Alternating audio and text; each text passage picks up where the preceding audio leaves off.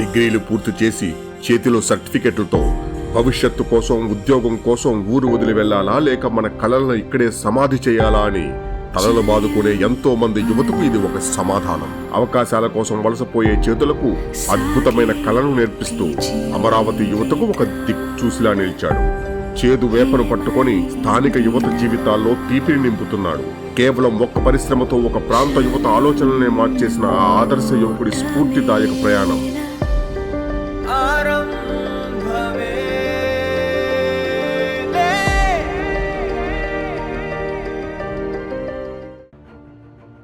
నమస్తే అండి, నా పేరు స్టాలిన్. మాది రాయపూడి గ్రామం అండి. నేను ఇంజనీరింగ్ ఎంటెక్ చేశాను సార్. అందులో ఏరోనాటికల్ బ్రాంచ్ తీసుకున్నాను. నేను మొదటి నుంచి టీచింగ్ సెక్టర్లో ఉన్నాను సార్. ఏరోనాటికల్లో లెక్చరర్గా చేశాను. ఆ తర్వాత గ్లోబల్ ఏరో స్పోర్ట్స్ అని ఒక కంపెనీలో టెమ్ ఎడ్యుకేషన్లో పిల్లల్ని ట్రైన్ చేస్తారనమాట. కంపెనీలో నేను వర్క్ చేశాను. సో అక్కడున్న అనుభవంతో మన సొంతగా మన విలేజ్కి ఏదైనా చేయాలనే ఉద్దేశంతో ఆ అనుభవాన్ని మా విలేజ్లో ఉన్న రిక్వైర్మెంట్ని రెండింటిని కలిపి నీమ్ టాయ్స్ ఎస్టాబ్లిష్ చేశాను. నా పేరు ఖమ్మంపాటి రాజేశ్వరి. మాది రాయపూడి విలేజ్. నీమ్ టాయ్స్ కంపెనీలో రాకముందు నేను హౌస్ వైఫ్గా ఉండేదాన్ని. ఇక్కడికి వచ్చిన తర్వాత నేను ఇక్కడ పనిచేయడం వల్ల నా ఇంటికి నా వంతు సహాయం నేను చేస్తున్నాను. ఇక్కడికి పనికి రావడం వల్ల నాకు చాలా హ్యాపీగా ఉంది. ఒక కొత్త ఇండస్ట్రీ పెట్టడం అంటే అంత సులువు కాదు.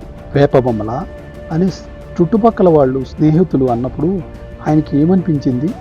ఆ నమ్మకాన్ని ఆయన ఎలా నిలబెట్టుకున్నారు? సో మొదటగా నాకు వచ్చిన ఐడియాని ఎవరికి షేర్ చేయలేదు సార్. నేను ఒక 10 నెలల పాటు నేను విజయవాడ సిటీలో వెళ్ళి అక్కడ ఒక చిన్న షటర్ రెంట్కి తీసుకొని ఒక చిన్న 20,000 పెట్టి ఒక చిన్న మషిన్ కొని అక్కడే నేను ఏరోప్లేన్ టాయ్స్ కానీ అలాంటివి చేసి మార్కెట్ చేసేవాడిని. అమెజాన్లో అలాగా సేల్ చేసేవాడిని. కొన్ని రోజుల తర్వాత కొన్ని ప్రోడక్ట్స్ చేసి నేను ఒకసారి కొండపల్లిలో బొమ్మలు అమ్మే వాళ్ళకి నేను టాయ్స్ అమ్మాను. సో అది నాకు చాలా కాన్ఫిడెన్స్ ఇచ్చింది. సో ఆ కాన్ఫిడెన్స్తో నేను తిరిగి 10 months తర్వాత మళ్ళీ ఊరికి వచ్చి అప్పుడు చిన్న సెటప్ ఎస్టాబ్లిష్ చేసి ఒక 2 ఎంప్లాయీస్ని తీసుకున్నాను. మొదట్లో ఎవరు నమ్మలేదు. ఇతను లెక్చరర్గా వర్క్ చేశాడు, వేరే కంపెనీస్లో జాబ్ చేశాడు, తిరిగి ఇలా చేస్తున్నాడు అని చెప్పి అనుకున్నారు. అయినా కానీ నేను ముందుకు వెళ్ళడానికి ఒకటే ఒక కారణం, నా మీద నాకు నమ్మకం ఉండడం. మొదటి బొమ్మ పూర్తయినప్పుడు నాకు ఆ డిజైన్ ఎలా చేయడం తెలియదు, దానికి ఎలా ఫినిషింగ్ చేయడం తెలియదు. ఎందుకంటే వేప చెక్క అనేది చాలా డెన్స్గా ఉంటుంది మెటీరియల్, దాన్ని ఫినిషింగ్ చేయడం చాలా కష్టం అనమాట. సో దాన్ని 4-5 స్టెప్స్లో చేయాలి. మొదటగా నా దగ్గర తక్కువ మెషినరీ ఉంది కాబట్టి నేను చాలా అన్ని మాన్యువల్గానే చేశాను, చేత్తోనే చేశాను. కొంచెం ఇంటర్నెట్లో రీసెర్చ్ చేసి దీన్ని ఎలా మెరుగుపరచగలం అని చెప్పి అర్థం చేసుకుని ఆ ప్రోడక్ట్ని ఎప్పుడైతే ఫస్ట్ టైం నేను బొమ్మలు అమ్మే వాళ్ళకి వెళ్ళి నేను బొమ్మలు అమ్మాను, దాన్ని ఇష్టపడి కనుక్కున్నారు. సో అది నాకు నాలో చాలా కాన్ఫిడెన్స్ ఇచ్చింది. I felt very happy. Neem toys అని వేప కలపతోటి బొమ్మలు చేయటం, 2 స్టార్టప్స్ చూసి చాలా ఆనందం అనిపించింది. వన్ ఈజ్ నీమ్ టాయ్స్ అని చెప్పి శ్రీ స్టాలిన్ గారి ప్రోడక్ట్స్ చూస్తుంటే ఎంత ఇన్నోవేటివ్గా ఉంది. ఇట్లాంటి వాటికి ఆంధ్రప్రదేశ్ ప్రభుత్వం మనస్ఫూర్తిగా మీకు మరింత మార్కెట్స్ బలోపేతం వాళ్ళు మరింత దగ్గరగా తీసుకెళ్లాలనేది మా అభిప్రాయం, మా తపన. మేమందరం మీకు అండగా ఉంటామని తెలియజేసుకుంటాం.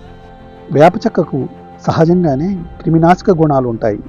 పిల్లలు నోట్లో పెట్టుకున్నా హాని చేయవు. ఈ బొమ్మల డిజైన్ చేసేటప్పుడు పిల్లల భద్రత కోసం వీరు తీసుకునే ప్రత్యేక జాగ్రత్తలు ఏంటి?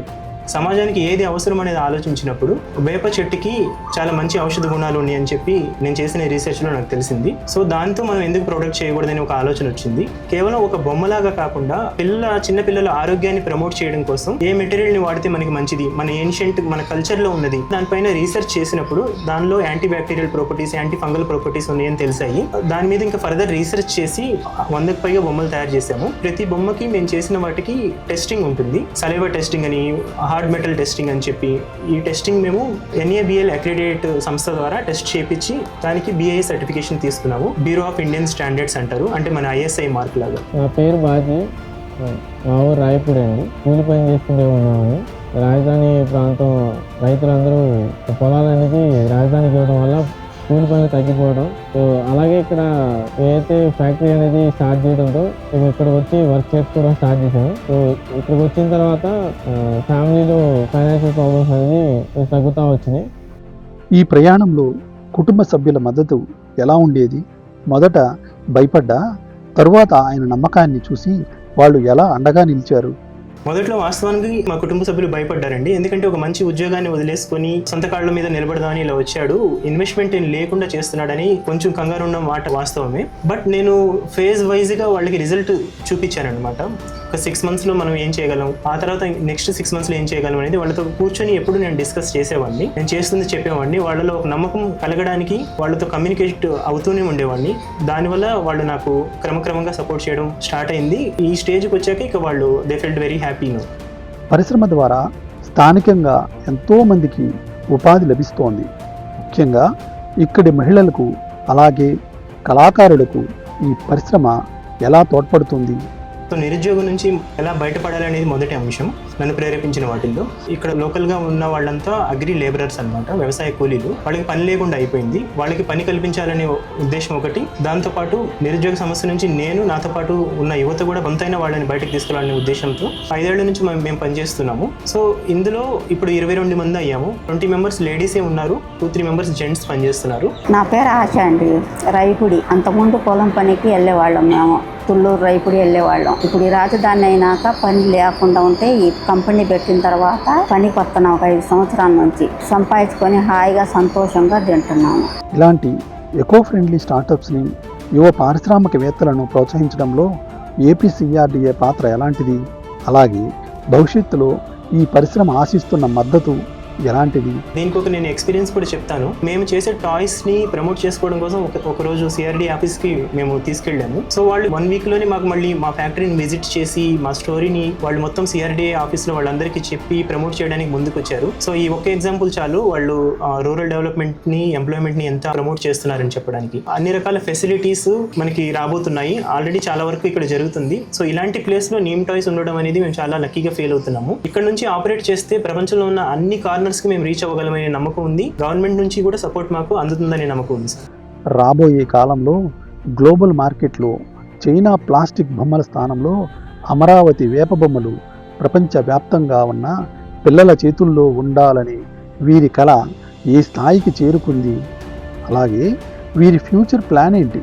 ఇప్పుడు ఈ రోజులో మేము చూసుకున్నట్లయితే ఇండియాలో ఉన్న అన్ని పిన్ కోడ్ని రీచ్ అవుతున్నాము. కాశ్మీర్ నుంచి కన్యాకుమారి వరకు, ఇలా గుజరాత్ నుంచి అరుణాచల్ ప్రదేశ్ వరకు ప్రతి విలేజ్ నుంచి, ప్రతి సిటీ నుంచి మాకు ఆర్డర్స్ వస్తున్నాయి. మేము ఆర్డర్స్ ఆన్ టైం డిస్పాచ్ చేయగలుగుతున్నాము. సో మనం విదేశాలకు వెళ్ళినప్పుడే మన దేశంలో ఉన్న ఎక్స్పోర్ట్స్ చేసి ఎక్స్పోర్ట్ ద్వారా ఎక్స్పోర్ట్ మానిటరీ అమౌంట్ మనకి ఇండియాకి రావాలంటే సో గవర్నమెంట్ చాలా స్కీమ్స్ చేస్తుంది. ఆ స్కీమ్స్ని ఉపయోగించుకొని మేము కూడా ఎక్స్పోర్ట్లోకి ఎంటర్ అవ్వాలని చూస్తున్నాము.